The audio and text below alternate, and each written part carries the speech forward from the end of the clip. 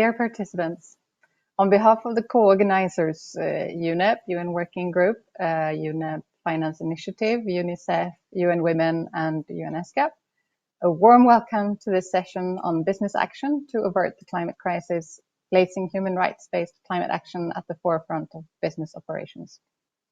As I think have escaped none of us, climate change presents an imminent threat to our well-being and future development. As science has shown, the world needs to limit global temperature rise to 1.5 degrees. According to scenarios by the Intergovernmental Panel on Climate Change, to achieve this, emissions need to decline by 50% by 2030 and reach net zero by 2050. This is equivalent to around 5% reductions in emissions each year, which is, I think, as all of us can realize, is a big challenge. And it will require a total transformation in how we produce and consume goods and services in our buildings, our energy systems, our transport systems. The required change will be very difficult for some sectors, in particular fossil fuel related ones, but it will also provide opportunities. Some recent IEA modeling for its report on net zero by 2050, which just came out, indicate that the shift to zero emissions industry solutions will drive 16 million new jobs in the energy sector, with new jobs in zero-emission industries more than compensating for the 5 million existing jobs lost during the energy transition. However, while the urgency for action is extreme, as will be discussed today in this session, it is important to ensure that the transition is not only taking place at the scale and pace needed, but also that it is a just transition. So with those few words, before we begin the session, we will move to show a short video clip to show the power of innovation, women's entrepreneurship, and renewable energy in addressing the climate change challenge.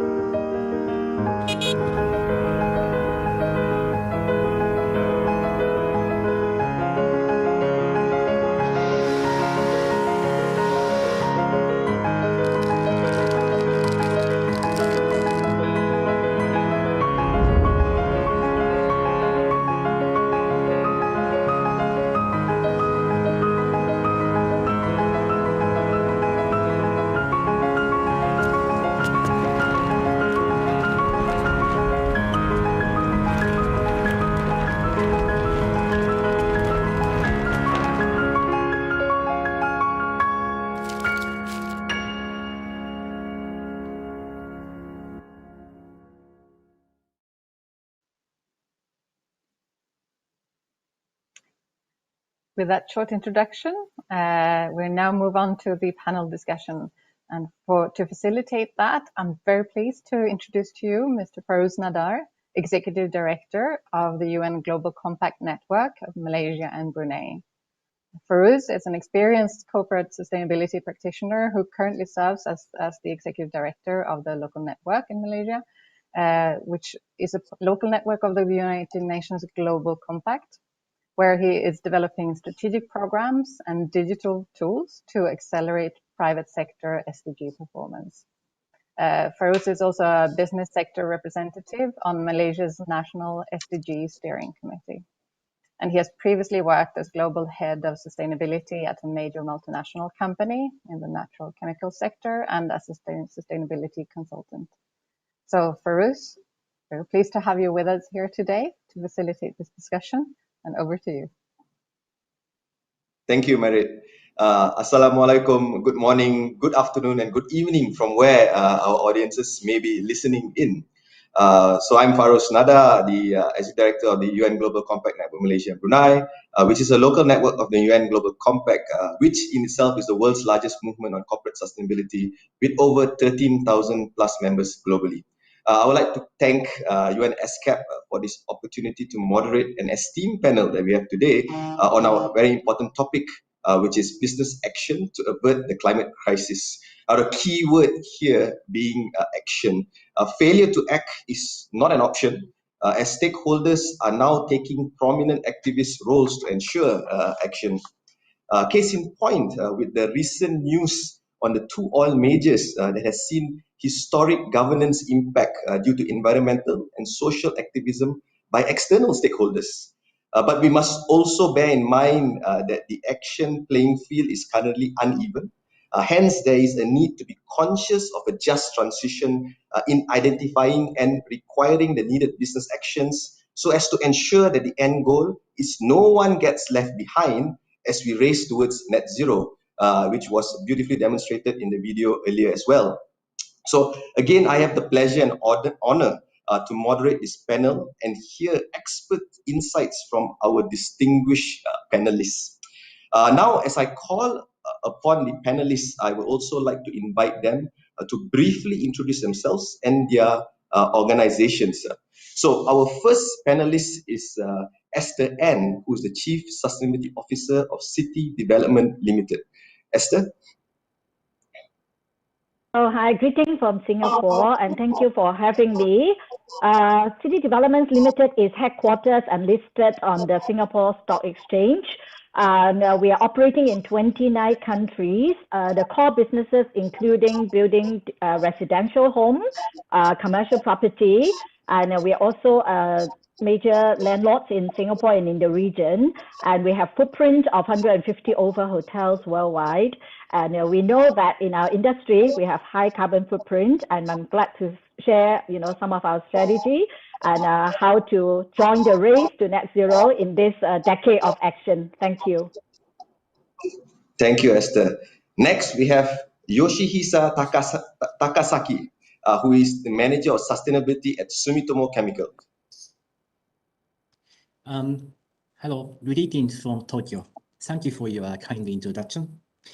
I'm Yoshihisa Takasaki, Sumitomo Chemical. Today, climate change, loss of nature, and social inequality ranks the most pressing issues faced by the international community. Due to the prolonged COVID-19 pandemic, low-income earners, women and children in particular, faces a serious social environment. What is your company doing to improve the situation? Now we need to answer this question and should be clearly communicate our answers to the stakeholders. Sumitomo Chemical is a chemical industry would like to take on these imminent challenges by delivering, for example, pharmaceutical or pest eradication products, and in the longer term, by delivering products that contribute to the GHG reduction and in the carbon neutrality. Yes, I'm glad to be here and looking forward to this session. Thank you. Thank you, Yoshihisa. Next, we have Tishiko King, who is the Community Organizer at SEED Indigenous Youth Climate Network. Hello, how are you all? Thank you for having me here. My name is Tishiko King. Everyone calls me Tish, and I am a proud Torres Strait Island woman with strong connections to Masagembaru Island. And you're all thinking, what does that even mean? But I'm a First Nations person to Australia, and so it's very customary of me to acknowledge country. So I would like to acknowledge the traditional custodians of the Bundjalung Kingship. I would like to pay my respects to their elders past, present and emerging, and acknowledge that sovereignty was never ceded in this country. I would like to acknowledge all of you here today and people that identify as Indigenous to their homelands, people of colour that are participating in this event. I actually have just shifted from community organizer to I am now the campaigns director of Seed Mob, and we have been building a movement of young Aboriginal and Torres Strait Islander people to protect their land, rivers, and oceans from the causes and impacts of climate change. And despite centuries of sustained oppression against our existence, Indigenous people have retained our traditions, our distinct cultures, economic and political structures through centuries of oppression, colonization, and attempt to assimilation. But our people have survived and persevered. So since 2014, we have brought together and built the capacity of young people from the far corners of this country to lead and take action on our campaigns. Thank you. Thank you, Tish, and congratulations on your new role. Next, we have Ahmad Rafe Alam. Who is the founding partner of Salim Alam and Company. Sorry, Rafe, please.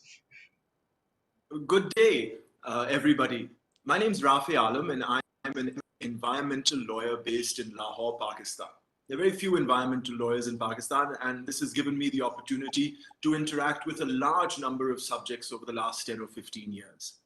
I've had the privilege to serve on the Pakistan Climate Change Council as well as the Punjab Environment Protection Council. These are the statutory bodies in Pakistan that formulate policy on environment and climate issues. Unfortunately, neither of these bodies have done anything in the 6 years that I've been part of them. So we have been forced to take action ourselves, and I was part of the organizing of something called Climate Action PK, which is a group of students and activists and academics and doctors and mothers and civil society all over Pakistan that are raising their voice about the climate crisis and pointing to the government and showing them where they are failing the people of Pakistan in fulfilling their responsibilities on the climate crisis. Thank you, Rafe. Moving on, we have Sonika Mananda, who is the co-founder of Aloy Technologies. Thank you, Farouz, and hello to everyone who is listening to us and viewing us today. I'm a fintech founder, proudly channeling finance to the green grassroots micro-entrepreneur. So my company's Alloy's core mission is like mixing finance and technology together to make sure that we acknowledge the green grassroots movements from the local initiatives. And we saw that the most climate heavy sectors are agriculture and mobility, right? The fossil fuel transportation. And we saw that there are a lot of women micro-entrepreneurs working in this sector, but they are not acknowledged, or they have access to affordable finance to really grow their business so as to avert climate change. So yeah, that's what we have been doing. I'll definitely talk more about what we do in the next questions. Thank you. Thank you, Sonika. And last but definitely not least, we have Jackie Johnson, who's the co-chair of the UN Environment Financial Incentive. Jackie? Thank you, Farouz. And I would like to build on Trisha's point that I'd like to acknowledge the land that I'm sitting on, which is the Darawal country and the Wadi Wadi people, and acknowledge their elders past and present. But I'll come to this a little later in my session on, I am representing Insurance Australia Group, and we have learned that a lot of the work we need to do on climate mitigation as a general insurer is partnering with First Nations to really take the wisdom of 60,000 years of the land and caring for the land. And I'll touch on that a little bit later about the climate action plans that have been part of Insurance Australia Group. But as Farouz said, as a representative of IAG, I hold the role of co-chair of United Nations Environment Programme for Financial Institutions. And my fellow co-chair is a Spanish banker. And I also hold the co-chair role for the Australian Sustainable Finance Initiative, which is an initiative going across banks, investors and insurers, partnering with our government on how to have a roadmap to achieve the SDGs in particular, but also obviously a focus on the Paris Agreement. And how does the financial sector make sure that we can fund the transition and be focused on a longer term horizon and a shorter term horizon. So thank you, Farouz. I look forward to the panel discussion. Thank you, Jackie. Now, as all panelists have kindly introduced themselves, and we are such a diverse expert and passionate group of people on this topic. I'm sure we'll be having a very insightful and engagement dialogue as we move forward. Now, to all the audiences, please do join us in this conversation. Please feel free to type in the questions that you have in the chat box. I will pick it up and see the best fit opportunities to pose your questions to our panelists. Now, let me first start off with an open question to all six of you. I would like to just throw to the panelists to get your insights. Do you think businesses in Asia and Pacific region are doing enough to avert the climate crisis? Now, if yes, please do share why. If no, also please do share why. So perhaps I could invite Esther to kick off our discussion. Well, definitely for climate action, I don't think, the world is actually chasing, and trying to join the race to net zero. And that was launched in 2019. And if you look at the World Economic Forum, the Global Risk Survey published in January this year. And there's no surprise that the number one risk was infectious disease because of the impact of COVID. But among the top 10 risks, 5 are climate related, including extreme weather, biodiversity loss, nature issues, and human environmental damage. All these are occupying top risk position in the world. So we are really in a very urgent state of climate action, and we need to step up in the race to zero. And today we have 120 countries and 700 over cities joining the race. But in terms of number of businesses, it's actually at 2,300 level. And can you imagine the whole world have how many hundreds of thousands of businesses? And we only have 2,000 over businesses pledged to net zero. So I think the answer to your question is very clear. That is actually a lot of room for, to step up in the running, in the race. But the race to zero, we are also very encouraging to see that all these members, all these stakeholders who have pledged to support account for 50% of the world's global GDP. And then 25% of greenhouse gas emission. And it is still counting. And we have hope that, within this decade, we will see a lot more action. And I think just now you mentioned in the introduction that, the investors are speaking louder now and are using voting rights to make their, wish of stronger climate action heard. And the other ones that we are looking at is also the key driver will be the consumers, especially in the ASEAN regions, that the young population, close to about 70%, if I'm not mistaken, are below 35 years old. So more than 60%, I believe. So this is really the power, the force for change. And research also shows that the Gen Z and the millennials are willing to spend more to buy products and services from companies who are deemed as responsible and sustainable. So the message from regulator and investors and consumers are very clear.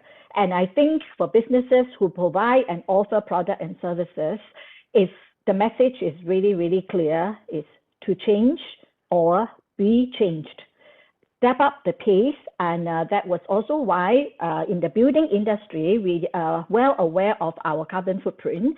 Cities account for 70% of greenhouse gas emission globally, and out of which 40% are actually, responsible by actually accountable for by the building and construction industry.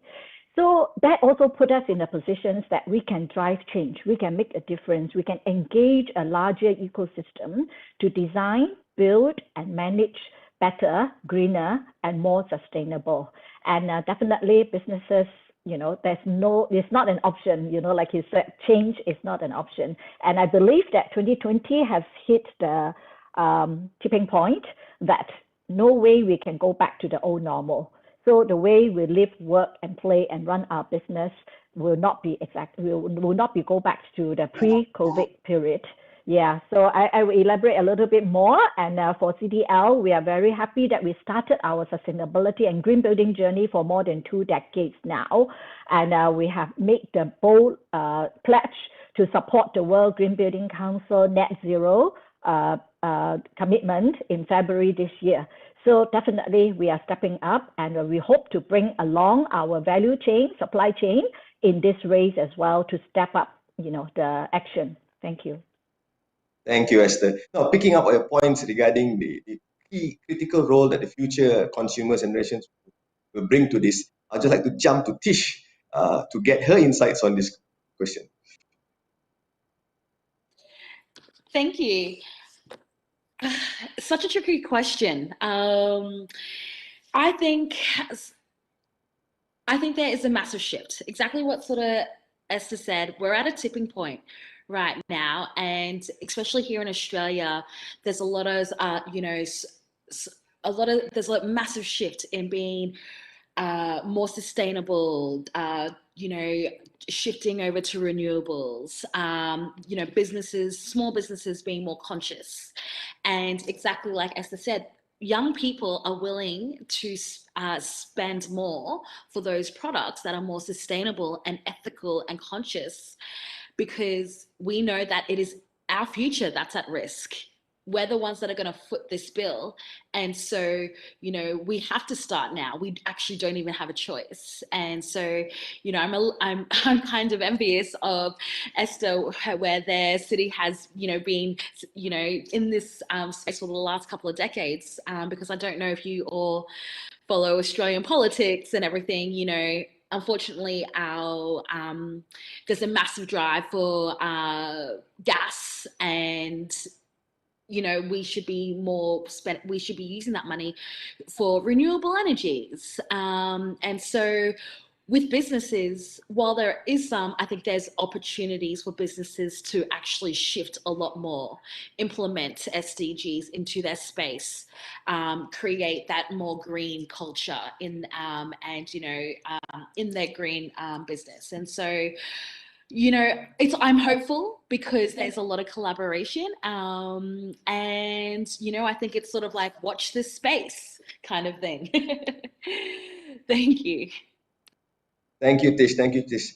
Perhaps we can move on to Jackie. In your role, I'm sure you deal with a lot of stakeholders. What's your view on this?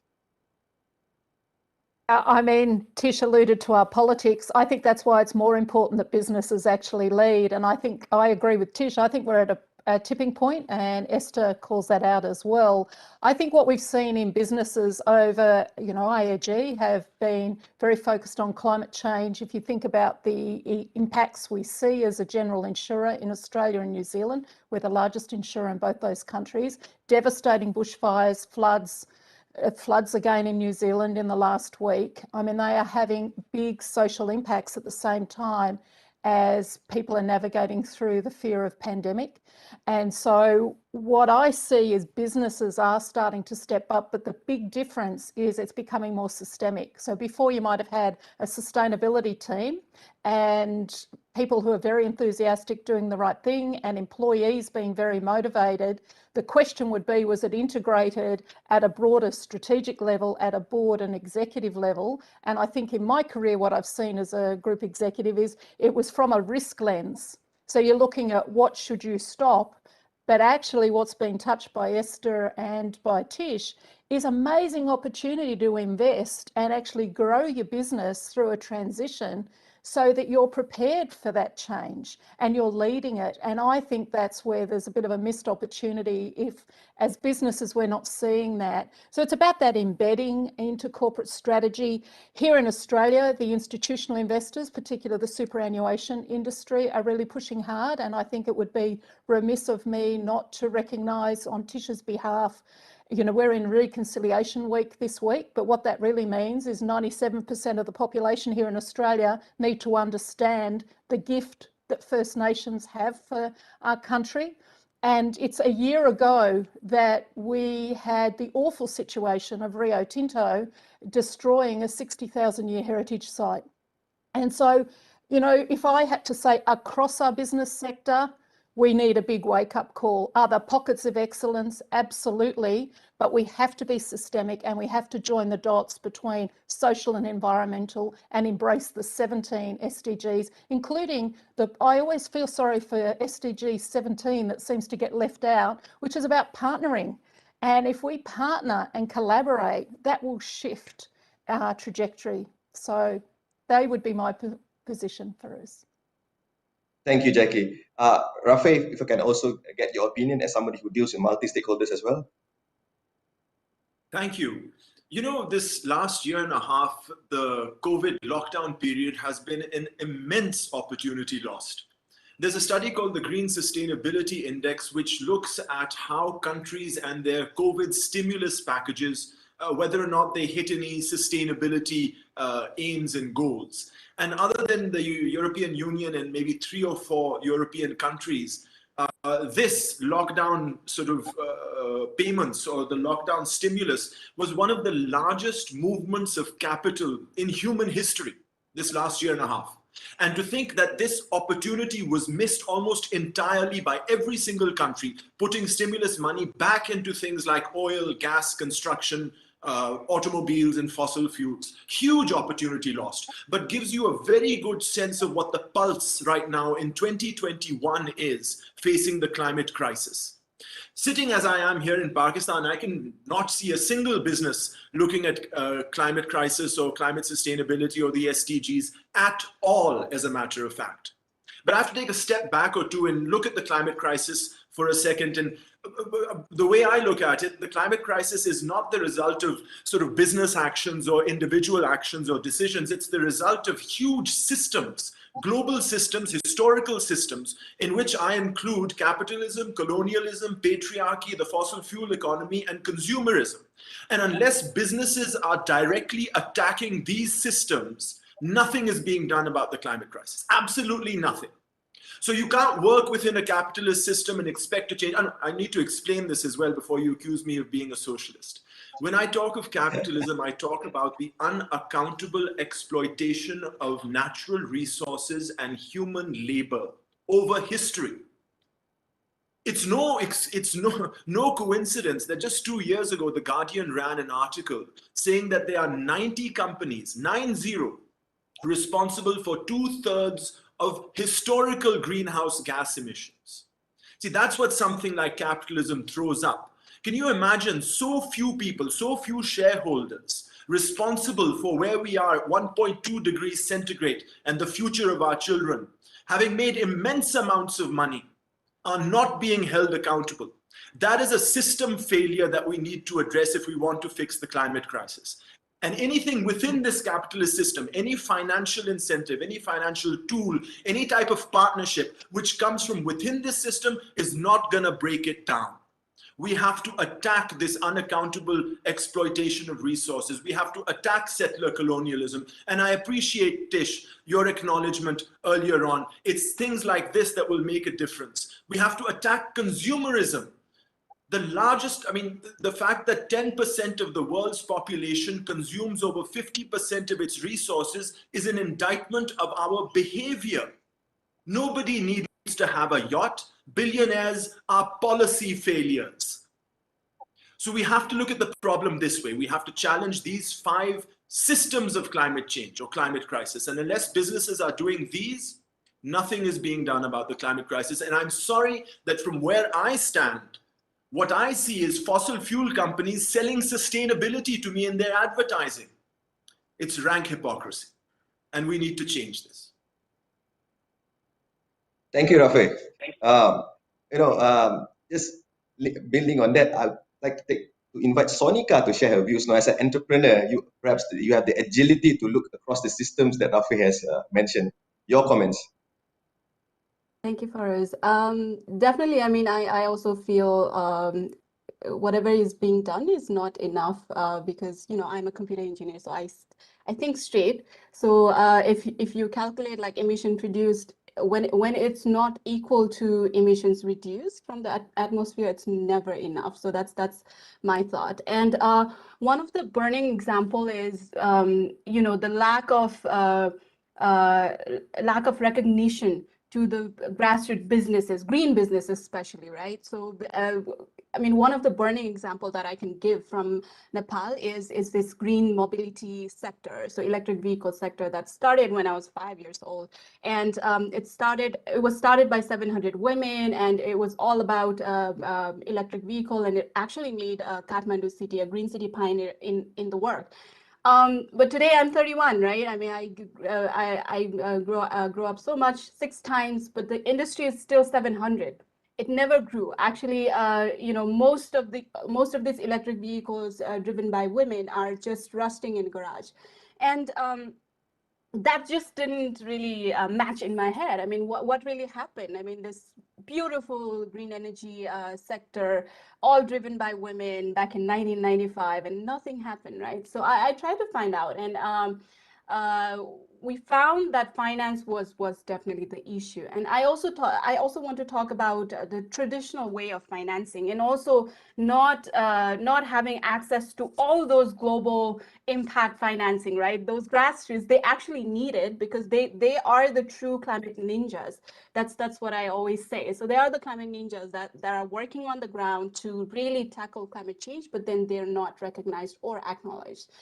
We talk about these global finances, impact finances, but then how much of that really reach to the grassroots green micro entrepreneurs, right? So again, talking about the businesses, are we really forgetting the businesses run by these women micro entrepreneurs on the ground? I think that shouldn't be the case, because we are missing the whole chunk if we only talk about big hydropower infrastructures or solar, or whatever is being done by chemical companies or these fossil fuel companies, right? So again, like resonating to what Rafe said, I think the traditional system needs to be changed bottom up, right? We need to really empower these grassroots green businesses so that they can show what they can do, or show what they've been doing from the past 30 years and not being recognized. Yes, so that's my few words. Thank you, Sonika. And finally, of course, if I can invite Yoshihisa to share his views to round off this question. Thank you. To try to answer your question, yes, we are definitely in the middle of the road to for the carbon neutrality or other imminent challenges. The ability of the one company is limited, so the against this daunting task, so collaboration with the international organizations such as United Nations and companies across the entire value chain is, I think, essential. And my view is that I acknowledge that the rising temperature associated with the climate change is fear to transform and expand the habitats of infectious diseases, vector and host organisms, and leading to the outbreak of infectious diseases and increase in the number of patients in the new territories.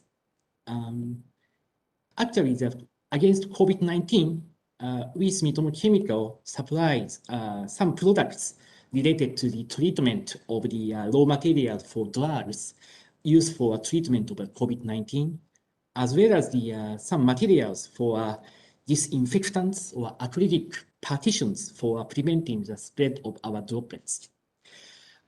Another example is that in an attempt to help contain the serious outbreak of malaria in Africa, we have developed an oilset net. It's an insecticidal mosquito net against malaria, based on the recommendations by international organizations such as the WHO and other developing country governments. The oilset net is supplied to more than 80 countries through international organizations, including the Global Fund and United Nations Children's Fund.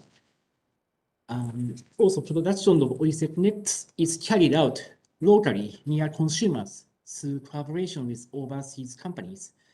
This product produced locally by a joint venture with a Tanzanian company and has contributed to the development of local economy through the creation of job opportunities. And we would like to accelerate the development of the new products But as you imagine, it takes time and a lot of trials and errors. So we need funding by effectively disclosing our activities to the stakeholders. Our initiatives and efforts are featured in our website and annual reports. So I am glad that if you have a time to visit our website and give us the opinion. Thank you very much. Thank you, Yoshihisa. Right, great insights. I think you set the tone very nicely. So now I'd like to move the discussion a bit now to talk about the just transition, right?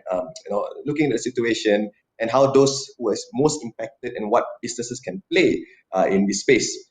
So I'm going to start off by posing a question to both our corporate reps, Esther and Yoshihisa, right? Could you give us some examples of the climate-related challenges and how is your organization addressing it in regards to your operations and perhaps ESG reporting?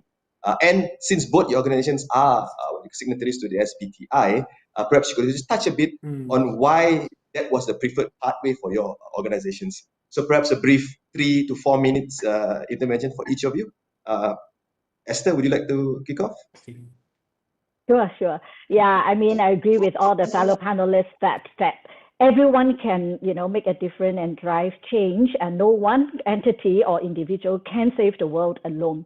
So for regulator, policymaker, and we have actually seen last year in 2020, we have seen really the convergence of political will and all. We have like the EU, Green Deal, and US is back in the game, and of course, UK and all step up. But are we all perfect? No country is perfect. So we all need to look at what are the areas that the gaps that we can look at. And back home, I mean, Singapore is a small country, and we actually have stepped up in the sustainability commitment, and also launched our Singapore Green Deal and towards a low carbon and a city in nature. We are not just talking about environmental, just lower the carbon footprint, but we also talk about sustainable living, engaging people, because I always like to talk about the good old triple bottom line.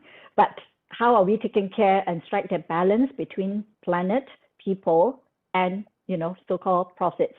And my own take is without a healthy planet, there will not be people. Without people, there's no market for business to prosper. So this is also aligned with the UN SDG, but as a private property developer or any businesses, can we really achieve all 17 goals, 169 targets? So we are taking a more pragmatic and prudent, approach. I will look at those goals that we can really make a difference. For example, innovation, green infrastructure, climate action, and even institution. For infrastructure, which what I shared is like, cities account for 70% of, global greenhouse gas emission and consume 2/3 of the overall energy in the world. So how can we lower, decarbonize our operation in the way we design, we build, and we manage is very important. How can we engage users to provide them with low carbon, enable them to have healthy, environment and to live, work, and play? Studies show that people spend about 90% indoor, especially during lockdown. I think it is more than that already.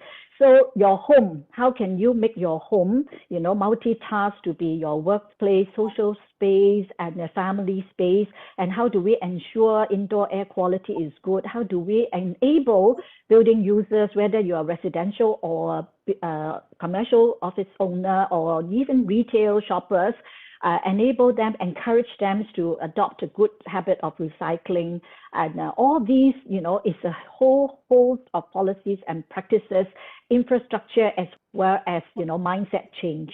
And of course, no one company can really fulfill all the 17 goals. But I like what Jackie was saying. Actually, partnership is one of my favorites, because partnership can amplify action, ideas, and impact. And of course, one of my pet subject is actually number 5, gender equality. And I'm very happy to work in a company that we have about 68% of our staff strength are ladies, 50% are at the head of department level. So these are the things that we have to look at and the social side of things. And during the lockdown, retail business is almost down to 0. So how do we help our tenants, apart from giving them about we pay $40 million of tax rebate and property tax and rental rebate. We also help the tenants to look at those who need help to review and reset their business model. Because like I said, after even post-COVID and even now, how you run your business will be very different from the past already. So how do we help them to transform their business to survive and thrive in the new normal? So these are the things that even investors are really talking louder now. Last year, in 1 year, 2020, the ESG funds actually tripled in the volume. And sustainable finance almost double. So how do we tap onto this fast-growing ESG investment and also sustainable finance? Businesses have huge opportunities. How do you accelerate green movement and green building and and social causes by tapping into resources and funds that can accelerate advanced action? And most importantly, how do you bring the whole value chain together? How do you bring the ecosystem from regulator to investor, financier, consumers, and other businesses together? And that will really bring out the fundamental ideal of SDG, leaving no one behind, and everyone can contribute. Yeah, thank you. If just a 30-second comment on why did you pick the SBTI pathway? Oh, SBTI, is it? Yeah. Yeah. So, okay, for us, decarbonization is one of our top deliverable because building really consumes a lot of energy. And how do we set targets and goals that is backed by science, backed by data, not just I dream up one number that, I set it for 2030, that maybe I retire already by then.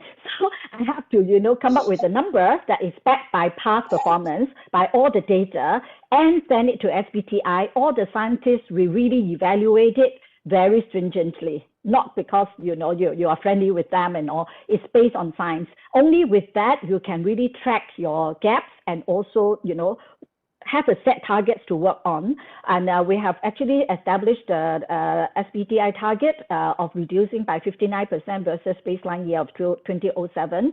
That was 2 years ago based on 2-degree scenario, warmer scenario. And now we are reviewing it and raising the bar to align with 1.5-degree warmer scenario. So by next quarter, end of September, we have to set a new set of targets that will be approved by SBTI, which is very stringent. And that is the whole idea to drive innovation and drive change. Without good technology and innovation, we will not be able to achieve the ambitious goals set by, that is validated by SBTI. Thank you. Thank you. It's great to hear that you are raising the bar as well. So Yoshihisa, your comments. I agree with the answer, Sam. For the chemical company like us, we use a lot of energy and steam and electricity. Carbon neutrality, 1.5-degree trajectory is a totally unknown area until the very recent time.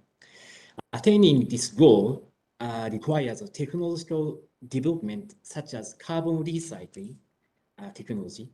The chemical industry is strongly pressured or urged to create innovations and contribute to through our business to the achievement of carbon neutrality society as a whole.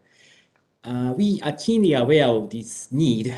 Sumitomo Chemical has decided to setting up a carbon neutral strategy and the milestones based on the 4 approaches from a long-term and comprehensive perspective. Let me briefly explain. The first, to minimize the GHG emissions associated with the group's production activities through innovation and energy saving and deploy new technologies across the world. The second, to drive innovations for GHG emission reduction regarding materials used in society and provide products and solutions that contribute to carbon neutrality from a life cycle assessment perspective.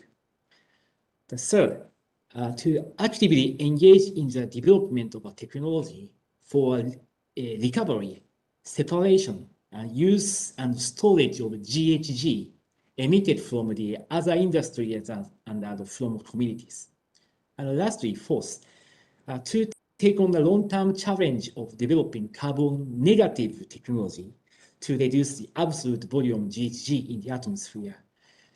We have a lot of things in going forward, and by adhering to these approaches, we would like to contribute to the energy storage or energy saving technology, and also establishment of the effective carbon cycles, and promoting the supply and use of hydrogen, and contributing to the reducing GHG emissions in livestock or agricultural sectors. But this still in a blueprint situation. We need your collaboration, also a lot of ESG funding. That is my comment. Thank you very much. Thank you, thank you. So my next question I would like to pose to both Tish and Sonika, right? In your opinion, how can we get businesses to listen and engage with those who would most likely get left behind, like marginalized communities, micro SMEs in supply chains, foreign workers, children, and perhaps even indigenous communities, right? So how can we get them to listen and engage with these stakeholders to avert the impending climate change? Tish, would you like to go first? Thank you. Such a good question. I was thinking about this morning. Look, I think firstly, we need to shift the way that we approach it. Like, instead of exploring how we get businesses to listen and engage children who are marginalized, or those indigenous peoples and their communities, we need to sort of address and acknowledge what were and are the root causes of why these groups are marginalized. Why are indigenous communities being most impacted, and look at those disparities, because by understanding this, we can acknowledge that the climate crisis is a symptom of deeper injustices, because it is often the most marginalized in our societies who are hit first and worst by climate impacts and carry that burden of polluting industries. For those who have been analyzing, climate activism, this is an important move towards politicized generation that understands climate change is the greatest threat to our collective future. But, as we are all here, this is an opportunity to create a more and just sustainable world. And exactly, no one gets left behind.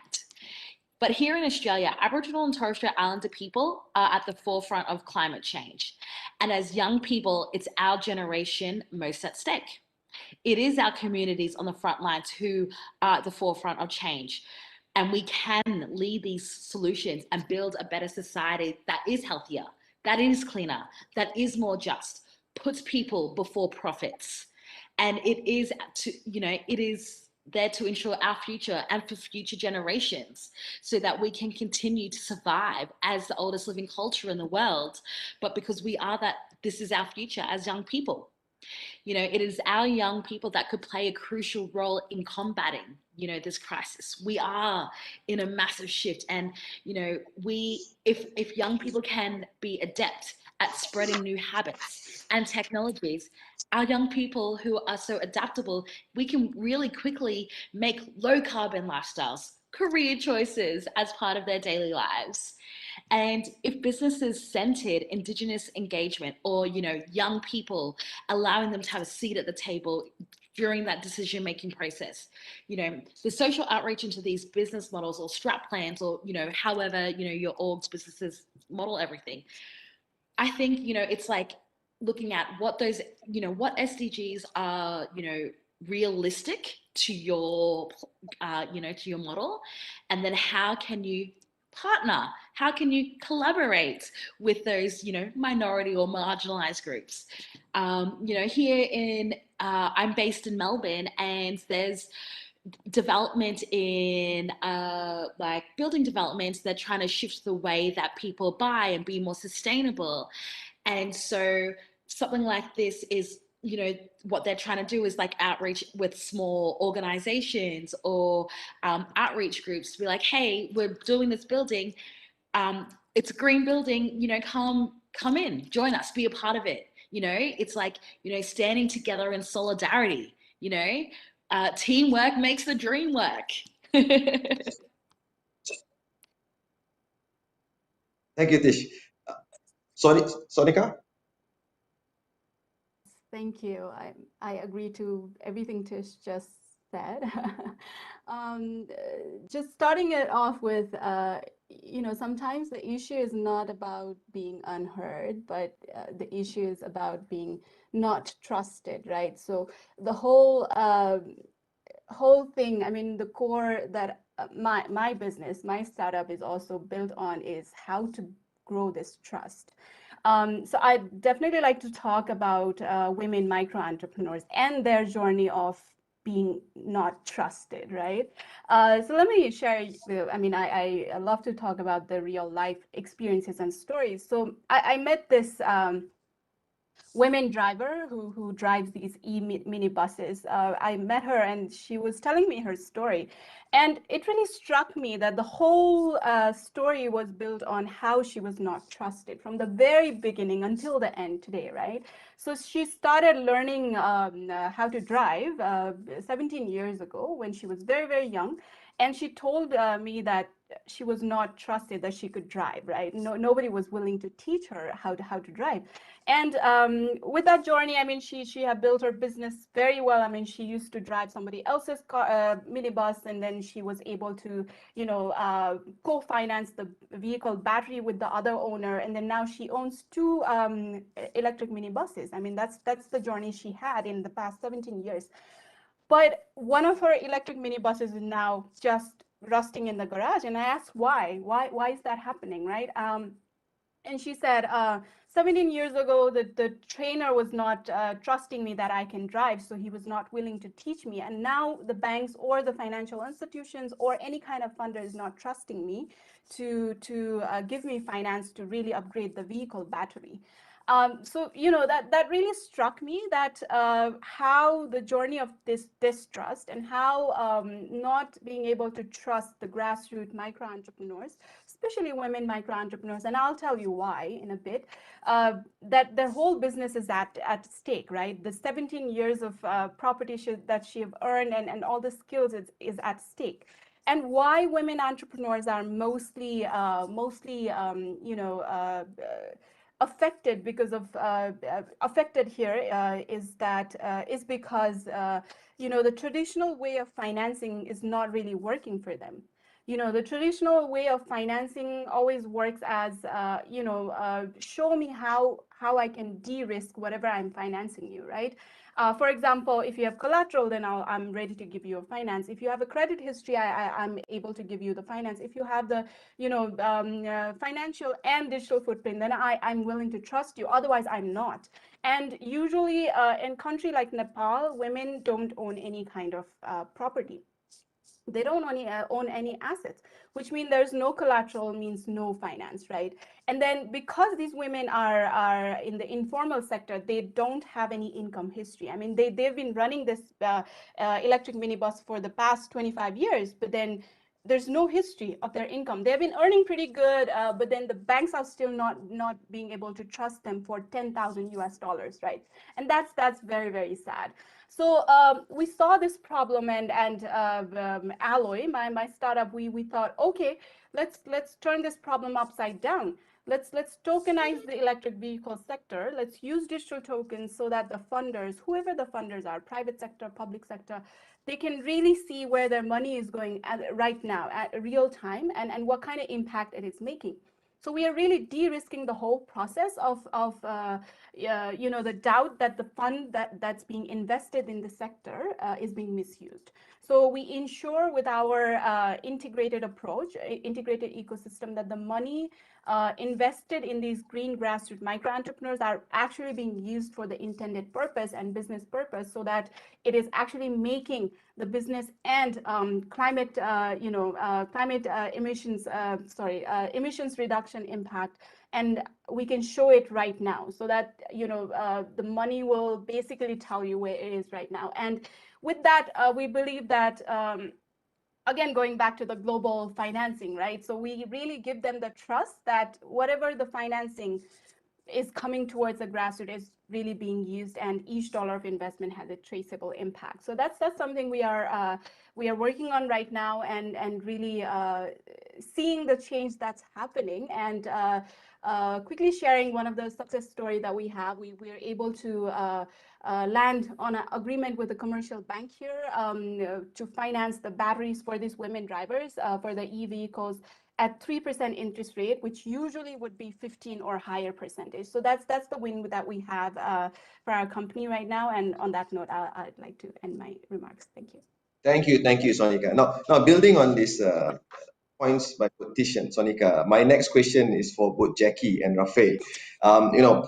In your opinions, how can the private sector be motivated to pursue multiple impacts such as carbon reduction or even decent employment to ensure a just transition? Jackie, perhaps you would like to chip in first?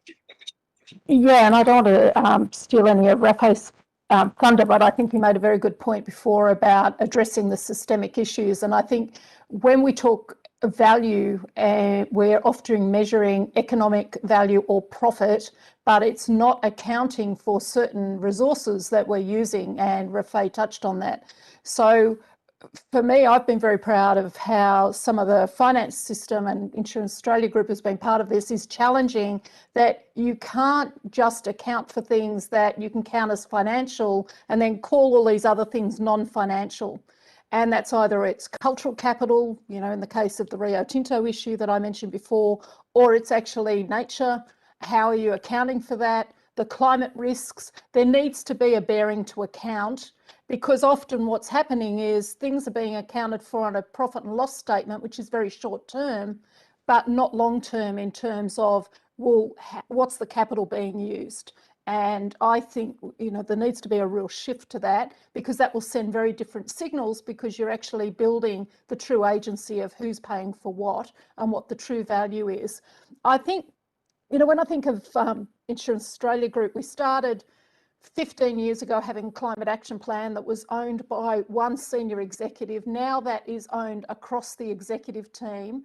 And if you're in charge of claims, your job is to think about responsible consumption, because of course when something goes wrong, we're replacing cars, buildings, and so we can actually manage the supply chain. So that person, the chief finance officer in charge of looking at who are we investing money with. So investing in First Nations businesses that have wind farms, then that then integrates our social and our climate, partnering with First Nations on cultural burning learning. So that point about stakeholders, it's not always about getting them to listen to us. It's about how do you find a point of engagement. And in April, it was something none of us sitting around an executive table would have thought of course. It was actually people communicating with their kids, really. We launched Minecraft, the game of Climate Warriors in April, to say if you're going to have a conversation as an insurer with young children about climate change, find a way that they can communicate and interact with you.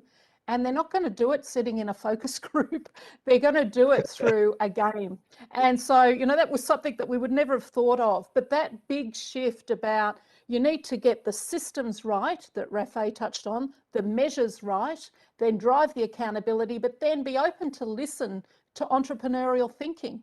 As I said, I would never have thought we would launch a Minecraft game with climate warriors in it for youth.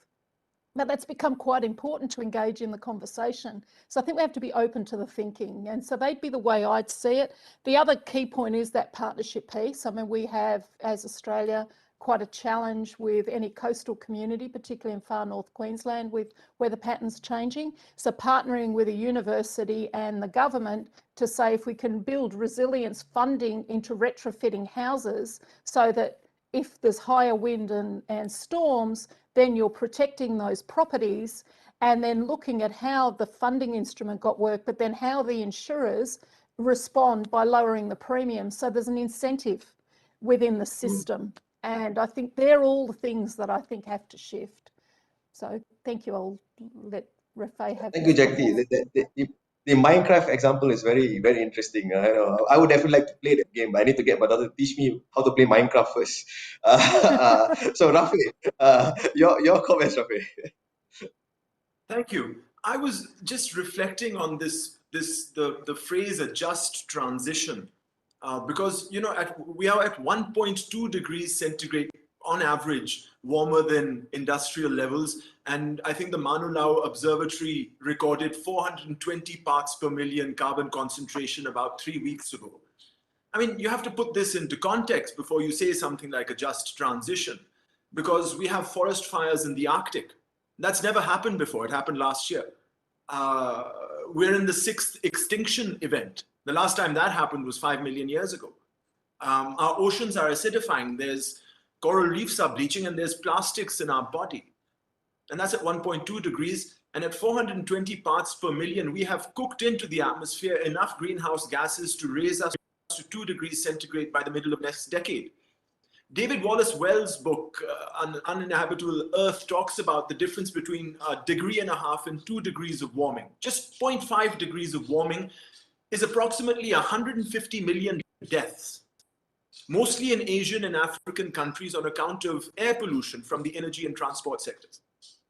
150 million deaths are 4 times the number of people who died in World War I and World War II put together.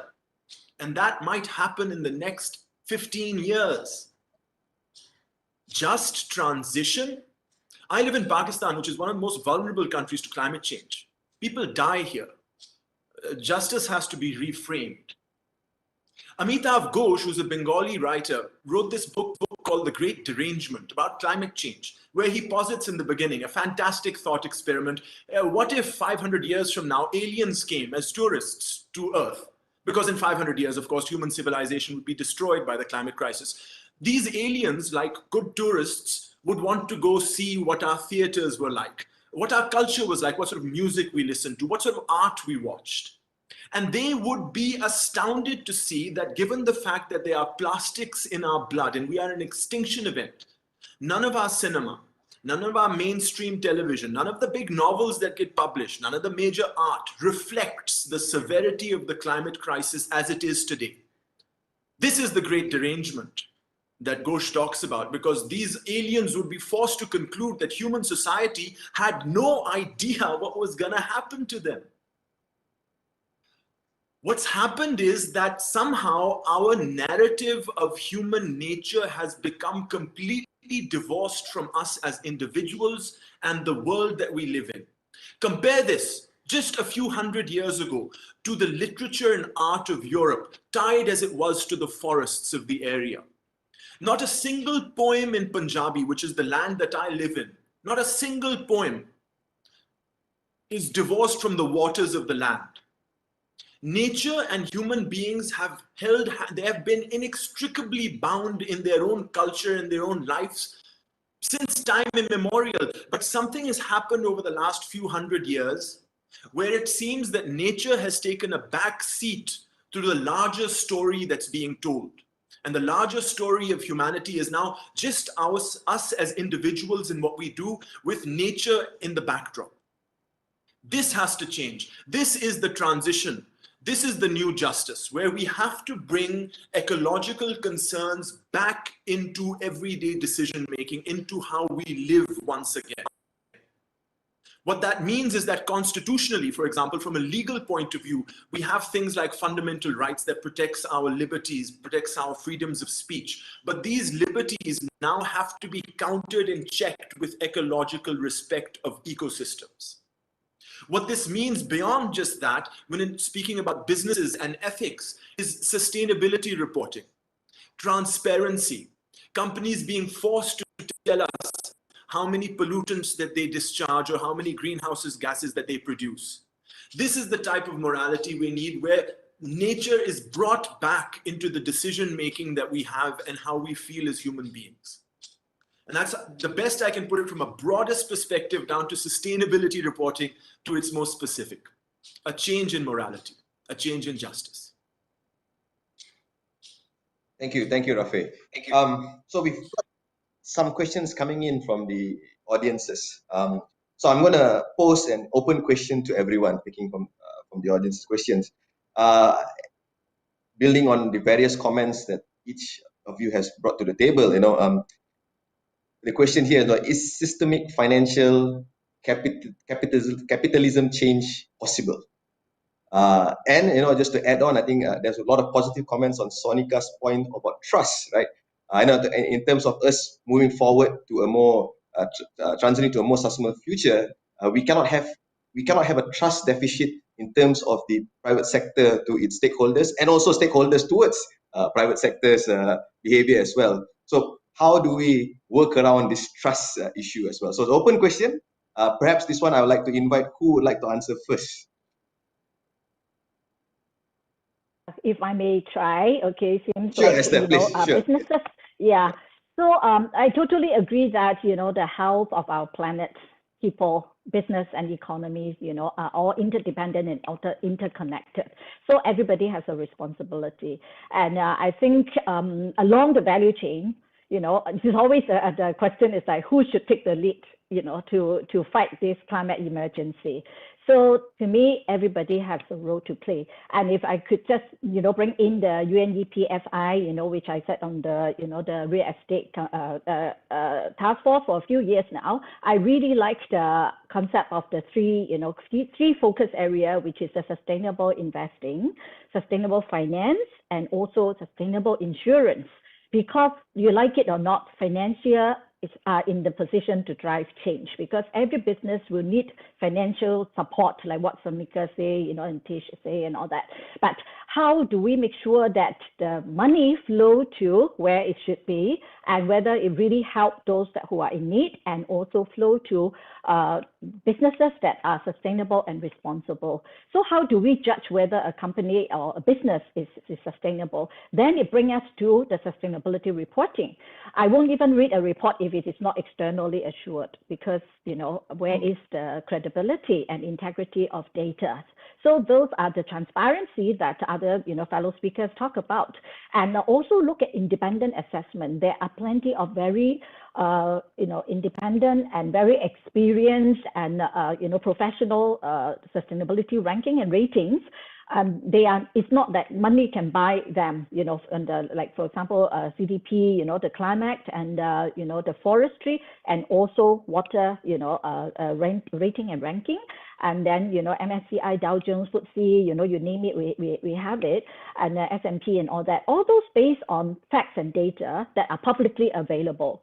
If it is not transparent and just hush-hush, I think that is also, against the idea of transparency as well. And responsible lending is really to give guidance for all the lenders to really how to justify, where they finance, who are they financing. And I like just now what Tish and Sonika was saying, that yes, there are a lot of women, impact innovator, we call it. And in fact, one of, a couple of innovator we have been supporting, over the last few years now. Actually, we really like this young lady who actually used cassette tape into something called music cloth. They weave it into bags, artwork, clothing, and all that. So there are a lot of young, women innovator. Now I'm not against guys also, there are also, male, young innovators that we are actually supporting. We even have an incubator for SDG, which give them rent-free space for innovators who really prove that their innovation is not about making money, but serving any of the, SDG or more. It is a partnership with UNDP and our local social enterprise agency.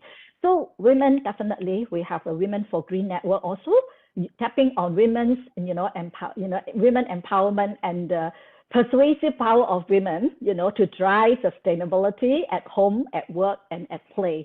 And Youth for Climate has always been our, pet project also, because we really believe in, young people who can really lead change as a consumer, as a future executive lead, in public and private sector. So there's so much that we could do, but it's just that we need to be prudent, we need to be effective.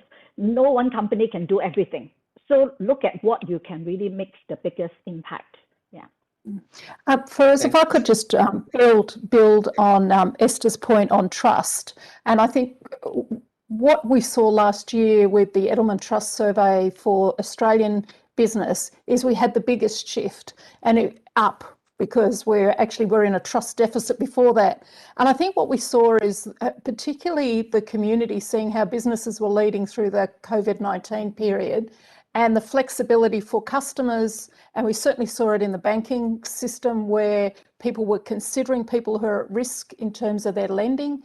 And then we started to see employees really change the dialogue when they felt they were looked after and they were given flexibility and their employment was maintained through a very difficult period. And now that's the business communities to lose if we don't actually build on that lift in trust, because everyone wants business sector to have a voice on these big social issues, climate and the other issues that we've talked about on this panel. And I think Esther's point about reporting, I too, very much advocate about assurance of these reports. But there's a bigger issue that when you start to look at if only the good news is being reported, you're not going to build trust, because things don't go right all of the time. So it's about being honest and upfront. And the other problem that we've had with corporate sustainability is that everyone is seen as on a linear point. You're either good or you're bad, but it's not like that. You can be saying and doing some very good things, but then there is something where you've been very irresponsible, where you've had impact to some stakeholders because you've traded something off, and it might have been a conscious decision or not, but you've still made a trade-off that's impacted stakeholders. So if you're not listening to those stakeholder views to have an informed decision, you're not even aware of the impact.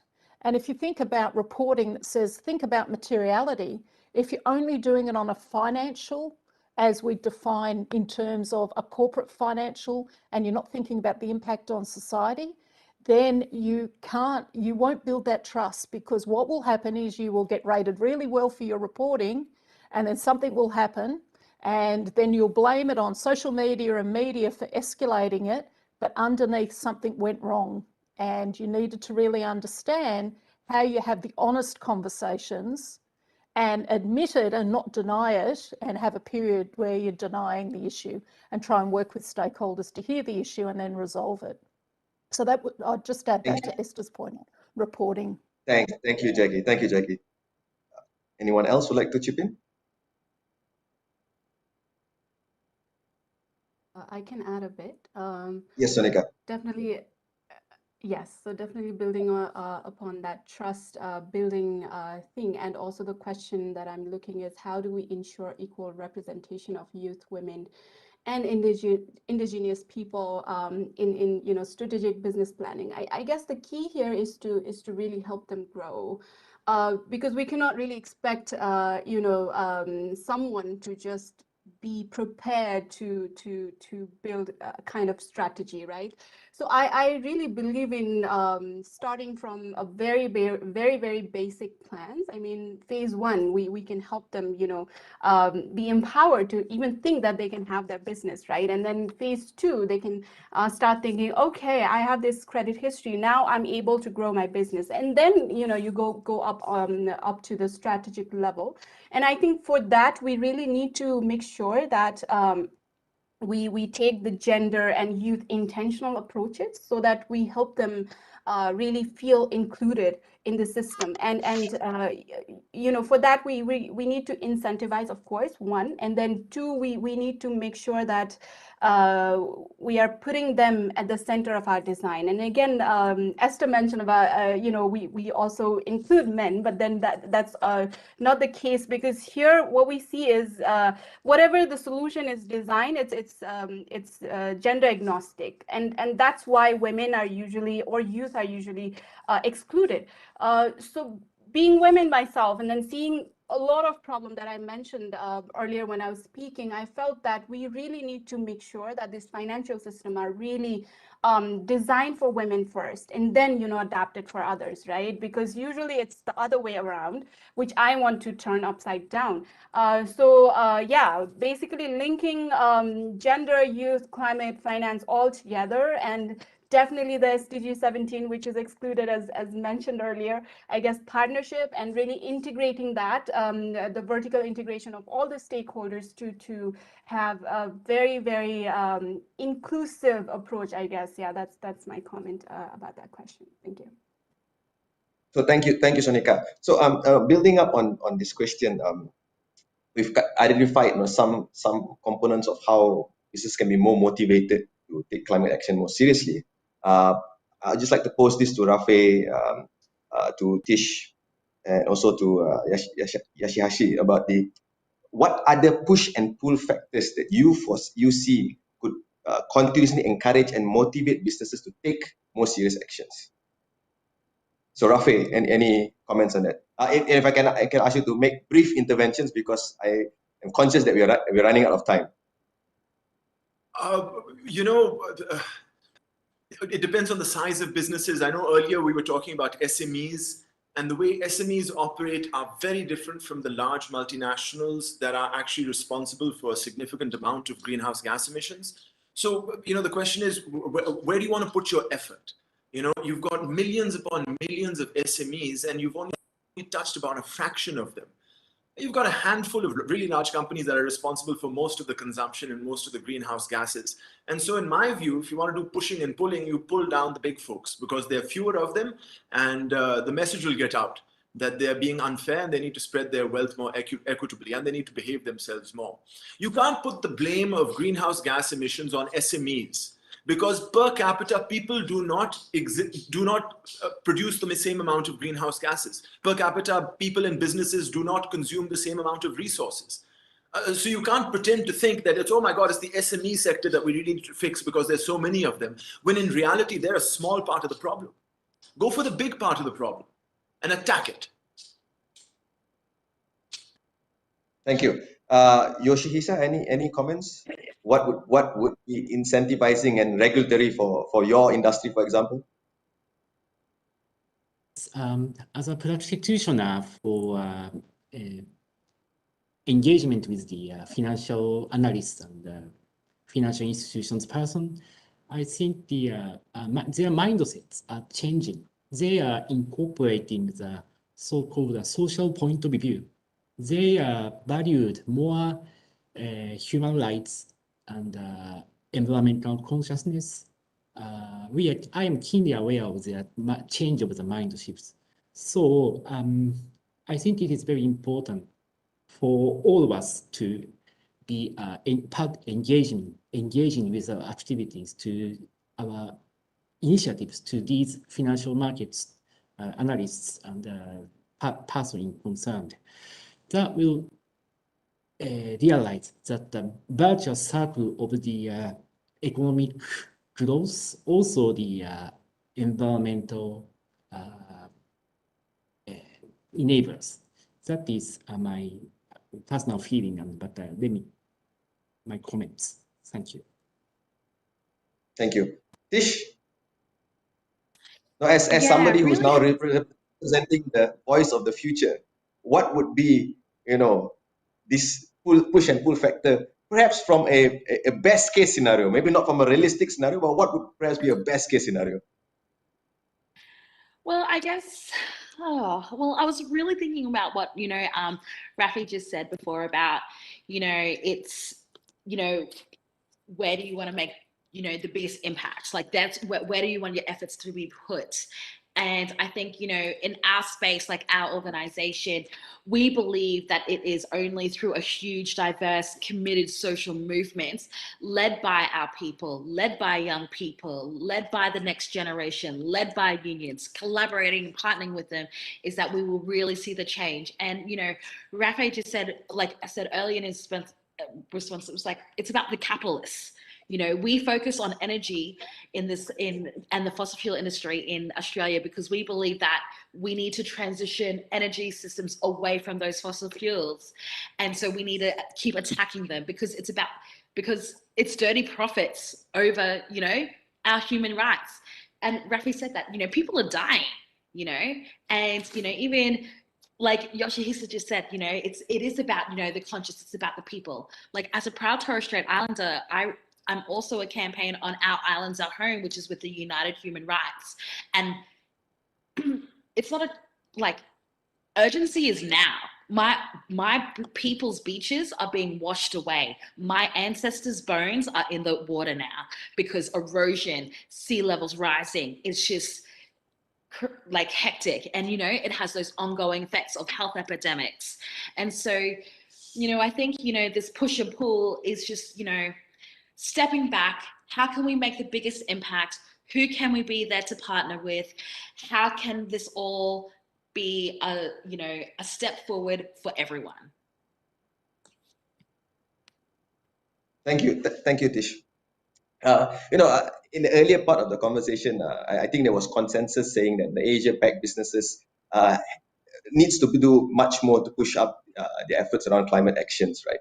I have a curious question for each of the panelists here, is that should companies be ready to commit to climate, or should they commit first and then be ready? Maybe just a very brief intervention on your thoughts about this.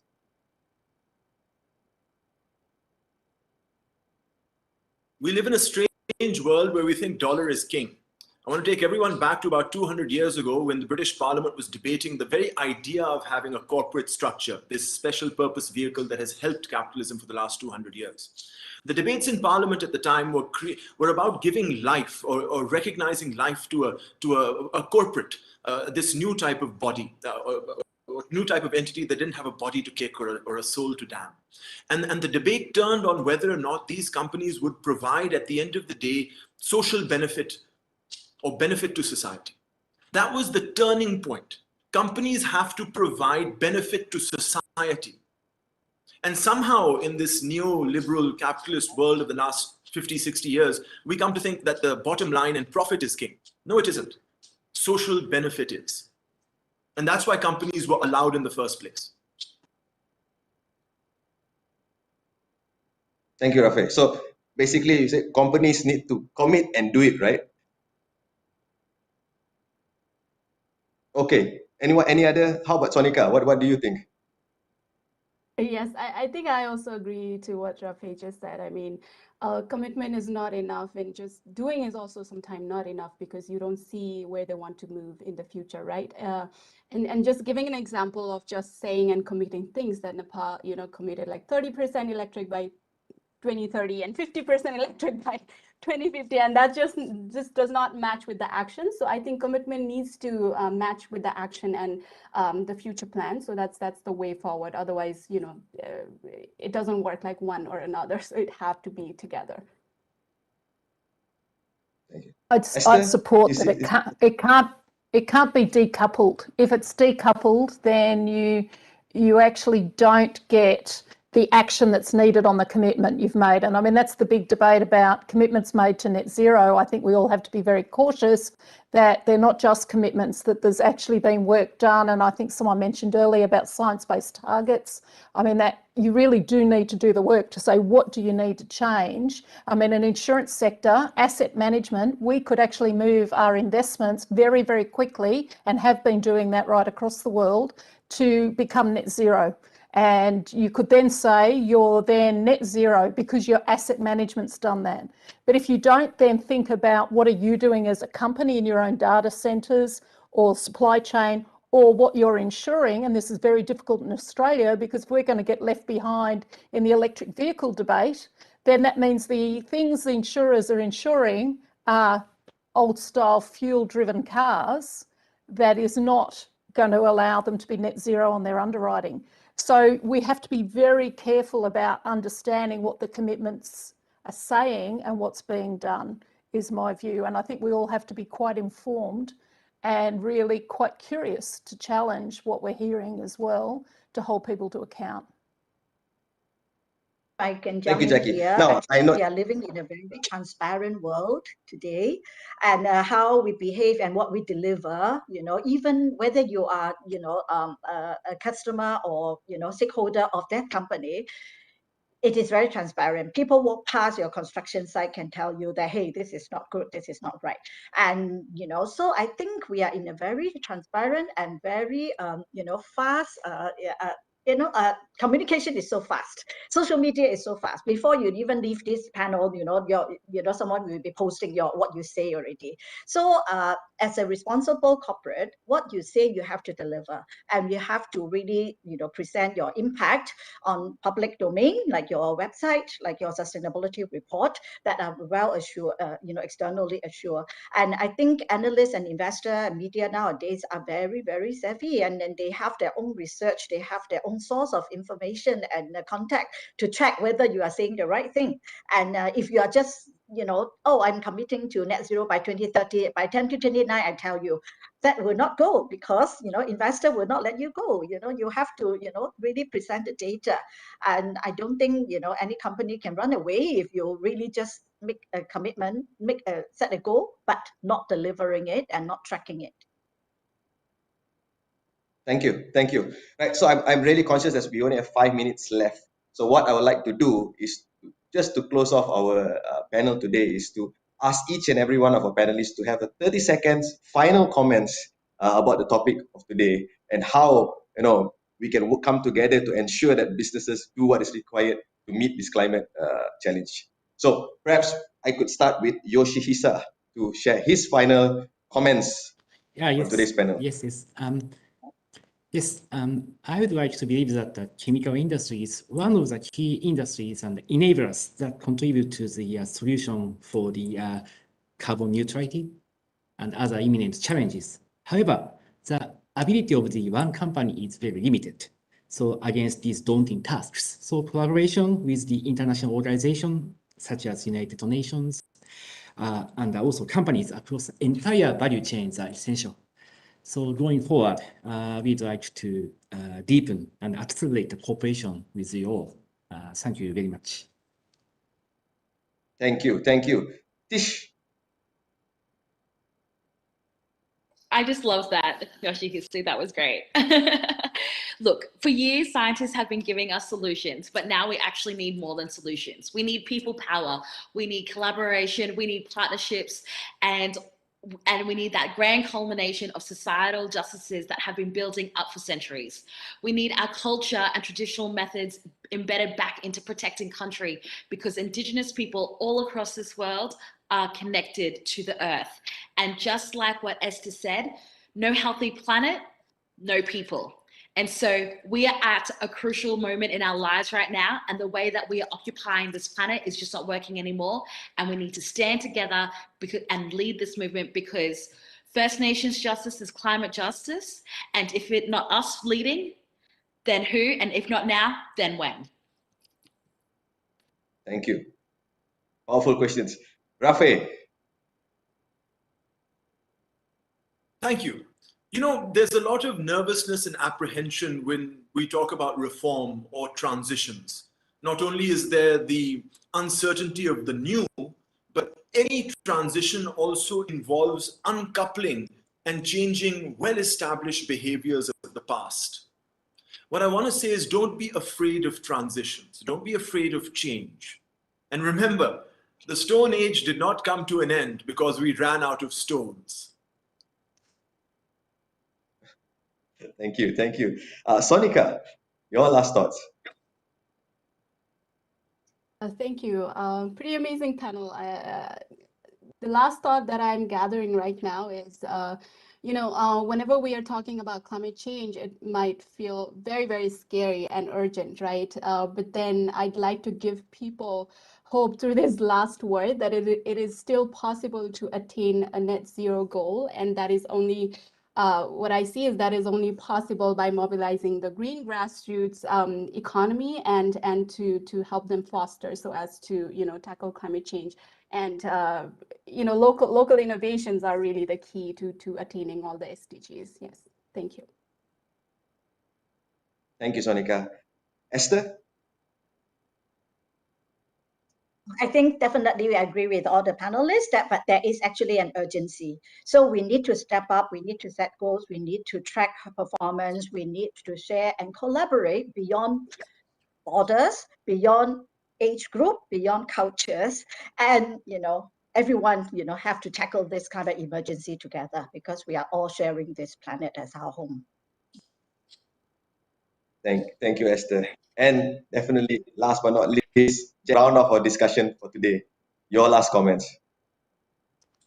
Yeah, I mean, I think this has been such a rich panel, and I think we mustn't forget that we're expecting a behavioural change, but I'm giving a level of comfort from last year, just seeing how the world adapted to extreme circumstances. So I think if people are informed and educated and understand the sense of urgency, collectively we can all act.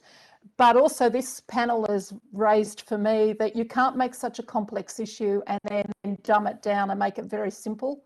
And often when there's fear in communities, we have the risk that things get communicated simplistically, and then the actual true solutions, the root causes, as was called out earlier in the panel, don't get addressed. And I think it's all of us to make sure we hold people to account that that doesn't happen, but all work hard as leaders, that every one of us can make a difference.